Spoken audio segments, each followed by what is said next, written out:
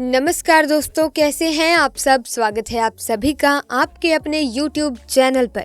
दोस्तों, मुगल काल में बनी हर एक मस्जिद के नीचे गहरे राज दफन है और सबसे हैरानी की बात तो ये है कि ये बात सिर्फ हिंदू ही नहीं बल्कि मुसलमान भी जानते हैं। मगर इसके बावजूद जब कभी भी जांच की, सर्वे की बात आती है तो दोस्तों लोगों के सीने पर सांप लौटने लगते हैं। ऐसा नहीं है कि मुगल काल में बनी मस्जिदों पर बेबुनियाद आरोप लगाए जाते हैं, बल्कि इसके पीछे से 2000 मजबूत सबूत भी मौजूद हैं। मुगल काल में किस कदर धर्मांतरण हुए, किस कदर हिंदुओं का नरसंहार हुआ, ये सब जानने के बावजूद भी हिंदू आज भी न्याय के लिए दर दर भटक रहे हैं। सऊदी अरब में मौजूद हमारे मक्केश्वर महादेव जी के मंदिर को तोड़कर उसे इस्लाम का पवित्र स्थल बना दिया गया। हिंदुओं को ईरान से भगाया गया, अफगानिस्तान से भगाया गया, यहाँ तक कि पाकिस्तान में हिंदू खत्म होने की कगार पर हैं। इतना ही नहीं, बांग्लादेश की स्थिति भी किसी से छिपी नहीं है दोस्तों। यहाँ तक कि भारत के भी कई राज्यों में जैसे केरल, बंगाल में हिंदुओं की क्या स्थिति है वो भी किसी से छिपी नहीं है। केरला में हिंदू लड़कियों के साथ क्या हो रहा है उसे तो आपने द केरला स्टोरी में देख ही लिया होगा। और सबसे हैरानी की बात तो ये है कि मुगल काल का इतिहास लिखने वाला कोई हिंदू या फिर RSS का एजेंट नहीं था, बल्कि मुगलों का इतिहास मुगलों के उन दरबारियों ने लिखा है जो मुगलों के यहाँ नौकरी करते थे। आसान शब्दों में कहें तो मुगलों का इतिहास उनके ही चातुकारों द्वारा लिखा गया है। जैसा कि आप सभी को ये पता है कि राम जन्मभूमि को तो न्याय मिल गया, मगर काशी का ज्ञानवापी और मथुरा का श्री कृष्ण जन्मभूमि न्याय के लिए आज भी चीख रहे हैं और खुद के मंदिर होने की गवाही दे रहे हैं। इसके अलावा एक और मस्जिद अब विवादों से घिर चुकी है और जल्दी ही इस पर भी सुनवाई होने वाली है। तो आखिर क्या है पूरा मामला और कौन सी है वो मस्जिद, जानेंगे सब कुछ। मगर उससे पहले अगर आपने अभी तक हमारे चैनल को सब्सक्राइब ही नहीं किया है तो जल्दी से सब्सक्राइब करके बेल आइकन को प्रेस कर दीजिए ताकि यहाँ पर अपलोड होने वाली वीडियोस की अपडेट आपको सबसे पहले मिले। तो दोस्तों, जहाँ एक तरफ पूरी दुनिया में लोग सनातन धर्म की ओर आकर्षित हो रहे हैं तो वहीं दूसरी तरफ एक वर्ग विशेष इस पूरी दुनिया में बदनाम हो रहा है। पूरी दुनिया में सनातन धर्म के प्रमाण निकल रहे हैं, यानी बड़े बड़े मंदिर और मूर्तियों के अवशेष निकल रहे हैं। तो वहीं दूसरी तरफ एक वर्ग विशेष सनातन धर्म का प्रमाण छिपाने का प्रयास कर रहा है। बात बात पर ईमान की बात करने वाले सबसे ज्यादा धोखेबाज नजर आ रहे हैं। मुगल काल में बनाई गई प्रत्येक मस्जिद में सनातन धर्म के अनगिनत प्रमाण आज भी मौजूद हैं और ऐसे इसीलिए क्योंकि मुगल काल के दौरान बनाई गई अधिकांश मस्जिद मंदिरों को तोड़कर उसके अवशेषों से बनाई गई, या ये भी कह सकते हैं कि हिंदू मंदिरों को मॉडिफाई करके मस्जिद बना दिया गया।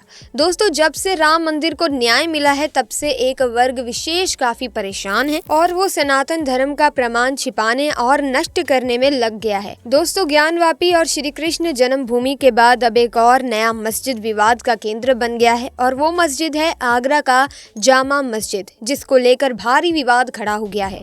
दोस्तों, कहा जा रहा है कि आगरा की जामा मस्जिद की सीढ़ियों के नीचे प्राचीन केशव देव की मूर्तियां हैं और अब ये विवाद कोर्ट तक पहुंच चुका है। इतिहास के पन्नों में दर्ज इस बात को भला कौन भूल सकता है कि कट्टर सोच रखने वाले मुगल शासक औरंगजेब हिंदू समाज से कितनी घृणा करते थे। दोस्तों, इस बात का अंदाजा आप इस बात से लगा सकते हैं कि उसने अपने भाई दारा शिकोह को काफिर यानी हिंदुओं के धर्म को मानने वाला कहकर मौत के घाट उतार दिया था। अब जरा सोचिए, जो व्यक्ति अपने ही सगे भाई को काफिर बोलकर मौत के घाट उतार दे, उसके शासन काल में काफिरों यानी हिंदुओं, सिखों और बौद्धों का क्या हाल हो रहा होगा। औरंगजेब के शासन काल में हिंदुओं पर किस कदर जुल्म ढाए गए हैं, उसके महिमा मंडन से भारत का इतिहास पूरा भरा पड़ा है। और उसी इतिहास में इस बात का भी उल्लेख मिलता है कि औरंगजेब ने घृणावश जब मथुरा के प्राचीन केशव देव मंदिर को तोड़ा तो मंदिर में मौजूद भगवान केशव देव की मूर्तियों को आगरा ले जाकर जामा मस्जिद की सीढ़ियों के नीचे दफन कर दिया था। और प्रसिद्ध कथावाचक श्री देवकी नंदन ठाकुर जी ने मजबूत प्रमाण के साथ आगरा के जामा मस्जिद में दबी भगवान श्री कृष्ण की प्रतिमाओं को निकलवाने के लिए कोर्ट के दरवाजे पर दस्तक दे दी है और न्यायालय ने भी देवकी नंदन ठाकुर जी का मामला स्वीकार कर लिया है और कोर्ट में जामा मस्जिद इंतकाम या कमेटी छोटी मस्जिद, दीवाने खास जहांआरा मस्जिद, आगरा किला और श्री कृष्ण सेवा संस्थान को नोटिस भेजकर 31 मई तक अपना पक्ष रखने को कहा था।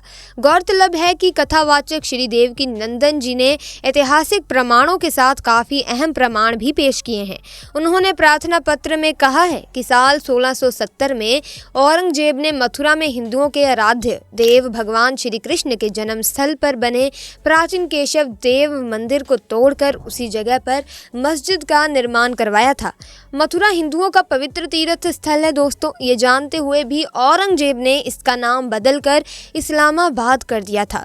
जहां आरा बेगम मस्जिद, जिसे आज के समय में शाही मस्जिद ईदगाह के नाम से जाना जाता है, वो भगवान केशव देव मंदिर को तोड़कर उसी स्थान पर बनाई गई है और वहां की मूर्तियों को आगरा की जामा मस्जिद में दबाने का सारा विवरण फारसी में लिखी किताब माजीर-ई-आलमगीरी में स्पष्ट तौर पर दर्ज है। और सबसे हैरानी की बात तो दोस्तों ये है कि ये किताब किसी हिंदू काफिर या आरएसएस के लोगों ने नहीं लिखी है, बल्कि औरंगजेब के दरबारी कवि साकी मुस्तद खान ने लिखा है। इसके अलावा विदेशी लेखक फ्रैंकोस गॉटियर की पुस्तक औरंगजेब आइकनोलाइज समेत कई इतिहासकारों की पुस्तकों में भी इस प्रकरण का उल्लेख मिलता है। दोस्तों, श्री कृष्ण जन्मभूमि संरक्षित सेवा ट्रस्ट के अध्यक्ष श्री देवकी नंदन ठाकुर जी ने न्यायालय में याचिका दायर की है, जिसमें आगरा मस्जिद में दबाई गई भगवान कृष्ण देव की मूर्तियों को वापस दिलवाने की प्रार्थना की है। देवकी नंदन ठाकुर जी ने इससे पहले अप्रैल महीने में आगरा में एक कथा के दौरान मुस्लिम समुदाय से अपील की थी कि वे भाईचारे को निभाते हुए मस्जिद की सीढ़ियों को खुदवाकर भगवान केशव देव की मूर्तियों को हिंदू समाज को सौंप दे, जिससे उन मूर्तियों की भी पूजा की जा सके। इस दौरान दोस्तों उन्होंने ये भी कहा था कि सीढ़ियों की खुदाई में जो भी खर्च लगता है वो मैं देने को तैयार हूँ। देवकी नंदन ठाकुर जी ने मीडिया से बात करते हुए कहा कि मुस्लिम समाज की ओर से जब कोई सकारात्मक जवाब नहीं आया तो हमें मजबूरन संविधान का सहारा लेना पड़ रहा है और इस लड़ाई के लिए मैंने श्री कृष्ण जन्मभूमि संरक्षित सेवा ट्रस्ट बनाया है, जो आगरा के कोर्ट में कानूनी लड़ाई लड़ेगा। फिलहाल तो सबकी निगाहें मुस्लिम पक्ष पर टिकी हुई हैं, क्योंकि 31 मई तक सीढ़ियों के नीचे दबे बगैर मामले में मुस्लिम पक्ष को कोर्ट में अपना पक्ष रखना है। देवकी नंदन ठाकुर जी ने कहा है कि ये सनातन धर्म और हिंदुओं का अपमान ही है कि मुस्लिम समाज के लोग उन्हीं सीढ़ियों पर चढ़कर मस्जिद में जाते हैं जिसके नीचे हमारे आराध्य देव की पवित्र मूर्तियां दबी हुई हैं। इसके अलावा मस्जिद में दबी मूर्तियों को लेकर मथुरा में भी 25 मई को सुनवाई थी, क्योंकि श्री कृष्ण जन्म स्थान ईदगाह प्रकरण में महेंद्र प्रताप सिंह द्वारा भगवान के मूल विग्रह को निकलवाने के लिए फास्ट ट्रैक कोर्ट में भी ये बात चल रही है।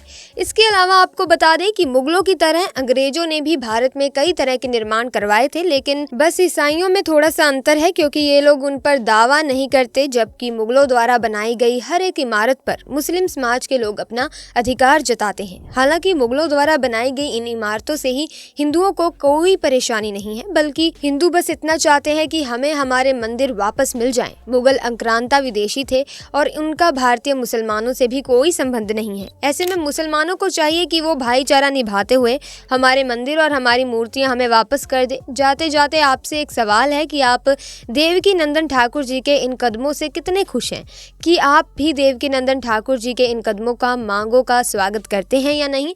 हमें कमेंट सेक्शन में हाँ या ना में उत्तर जरूर दीजिएगा और अपनी राय जरूर पेश कीजिएगा। तो दोस्तों, आज की वीडियो में बस इतना ही। अगर आपको ये वीडियो अच्छी लगी है तो इस वीडियो को लाइक और शेयर करना ना भूलें, और साथ ही चैनल को सब्सक्राइब करके बेल आइकन को प्रेस कीजिए ताकि आने वाली नई वीडियोस की अपडेट आपको मिलती रहे।